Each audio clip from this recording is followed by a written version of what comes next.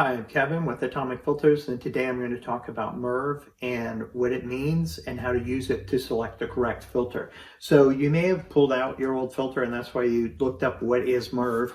MERV is a number, and it's a value that tells how efficient a filter will be. And you can see this one says MERV 16 on the side of the filter. So that's at the top of the MERV values. They go from 1 all the way up to 16, and the higher that number is, the more efficient that filter is at pulling out smaller and smaller particles from the air. So when you're talking about the particles, we're going to talk about sizes in microns. So to give you an idea, the width of a human hair is 50 to 80 microns, for instance. We're talking about particles from 0.3 microns up to 10 microns. And the reason we're talking about those sizes, those are the things we can breathe in or inhale, and those are the things that can affect your health. They include things like dust, pet dander, smoke. All of those things are in those particle ranges. So what we want to do is we want to look at what would be the right type of filter for you, and also we have to look at if your home can support a higher MERV filter, if that's something that you think you need. So if you can't support a higher MERV filter, you can always add an air cleaner that's a standalone, but a lot of the newer systems are designed so that you can put at least a MERV 8, MERV 11, or MERV 13 filter into your system, because the industry has recognized that air quality is a big issue. It's one of the top concerns for the EPA every year, indoor air quality, usually in their top 5 concerns. And the reason is a lot of the particles that we trap inside, they can have a negative effect on our health. So let's just go through what each filter will remove and other things you may need to know about a filter and how to choose the right filter. So let's start with a MERV 8, because that is the level that begins to protect air quality. So MERV 8 filter is a good starting level, and this is a 1-inch filter. So there's usually a couple different types of filters that you may have as an option. So you may have a 1-inch filter, you may have a 2-inch filter, or 4-inch filter, or you may have something that's like a 5-inch filter like this. So these are usually in a media cabinet. This may be in a filter slot in the furnace, or it may be in a return grill in the wall. So those are just a couple of places that you can find your filter. So media cabinets have become more common with newer systems, and they can help reduce the restrictiveness of a filter because it is important that your system has the proper airflow. So one of the things that a MERV test, MERV stands for minimum efficiency reporting value. One of the things that a MERV test does is test the resistance of a filter, and then it tests the level of MERV as well, that value. So this will remove, on the upper scale of 3 to 10 microns, those are the larger particles like dust and pollen. Sometimes mold spores are in that range. They will be removed with a MERV 8 at about 70%. So when you go to smaller particles like 1 to 3 microns, they'll be removed at a level of about 20%. So when you go into the smaller particles, they don't rate that on a MERV 8, even though this MERV 8 happens to remove a small percentage of those particles. But typically, MERV 8 aren't rated for those smallest particles, and they can include things like smoke. They can include cigarette smoke, tobacco smoke, automobile emissions. It can also include fine soot. It can include in those smaller particles. If you want something that's beyond a level of basic protection, maybe because you have an older system and you don't want to put too much strain on it, and your HVAC has recommended not to have that, then you may want to go with a MERV 8. But if you need a higher level of protection, the EPA and others recommend that you do the highest level of MERV that your system can support. And it's a good thing to check with your HVAC to make sure that your system can support it. This is a low resistance. That's one of the things that is measured by the MERV test. It's called the initial resistance of the filter. and it's measured in WG, which means it's measured by a water gauge or in water columns.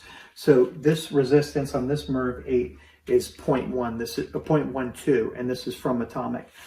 So if you were going to another 1-inch filter and you're going up to a MERV 11, it would have a higher resistance. And like I said, newer systems can support it, but older systems may struggle with that higher level of resistance. So MERV 11 will remove, and this is also a MERV 11, but it's a deep pleated filter, so it has a very low resistance because those deep pleats help the air to move through better.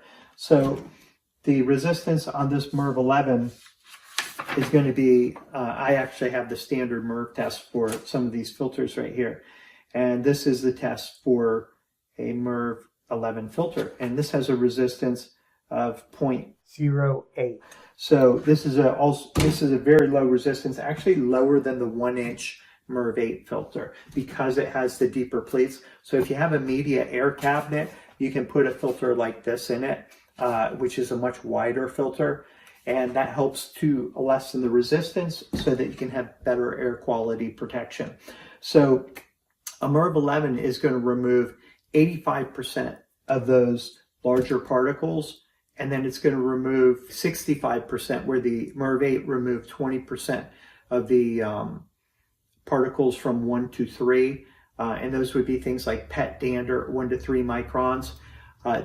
Pet dander can be smaller, but the largest percentages of it would generally be removed in that 1 to 3 micron range.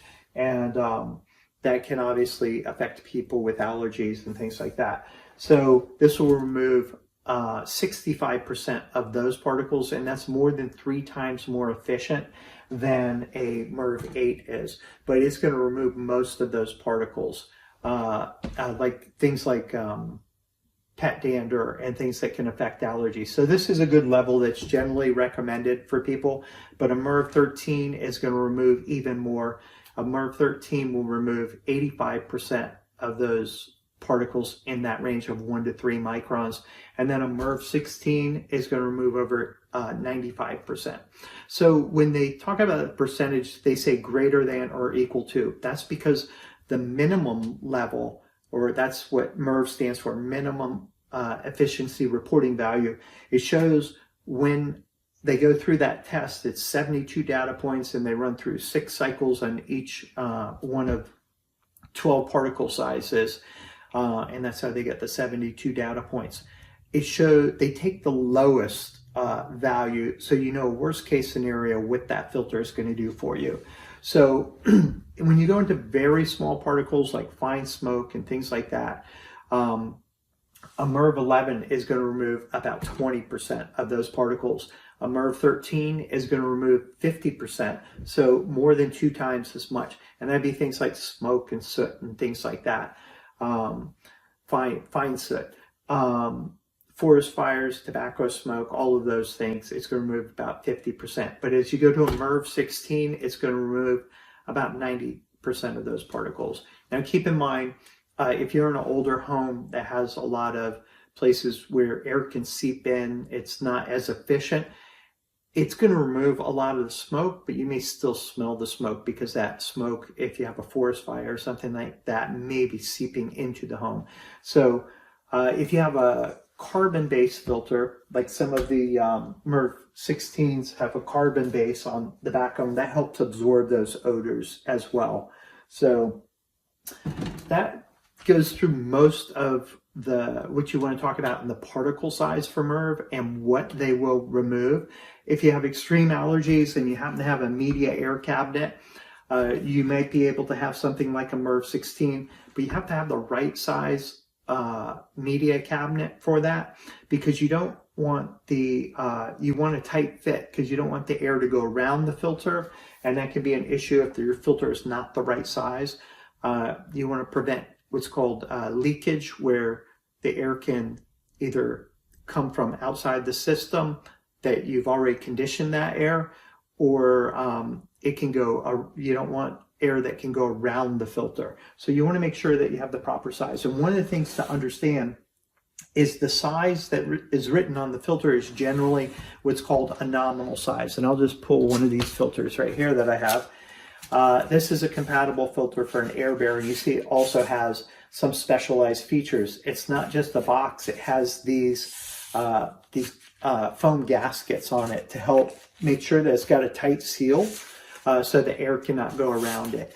But one of the things you'll see on the side of the filter is it has a nominal size, which is 16 by 25 by 5, and it also has the actual size of the filter, which can be rounded up or down. So some filters may be less than 4 inches that have a 16 by 25 by 5. They may have less than a 4-inch thickness like this one does, which is 4 7/8 thick.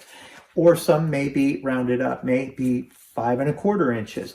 So you can't just go by the 16 by 25 by 5. It's good to look for compatibility by model number or a compatibility by the actual size. But if you have an Air Bear, for instance, this is a compatible for an Air Bear. So you would look for a 16 by 25 by 5 Air Bear, and this would have the same actual size, but it also has these specialized filters like features like the gaskets on it. And that's an important thing, that you could have 3 different manufacturers that have 3 different actual sizes on your filter, and you want to make sure that you get one that is compatible with your system when you're looking for it. And the same goes with the 1-inch filters. So typically they're more standardized, but you'll see this has a nominal size, which is the rounded size, 16 by 25 by 1.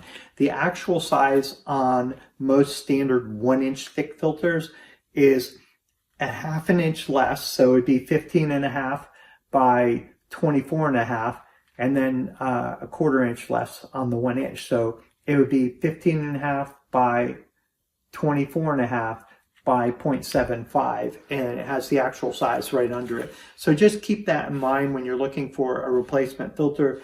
You can measure your filter to get the actual size, but it's also a good idea to look for model numbers on your filter. And if you have a media air cabinet, usually there's a model number on the air cabinet where you put your filter, or you'll have a model number on your old filter like this one does, X6666, so 4 6s. So those are some tips in finding the right filter. Hope this was helpful for you. If you have any questions that we can help you with, you can check us out and contact us at atomicfilters.com. Thanks for tuning in.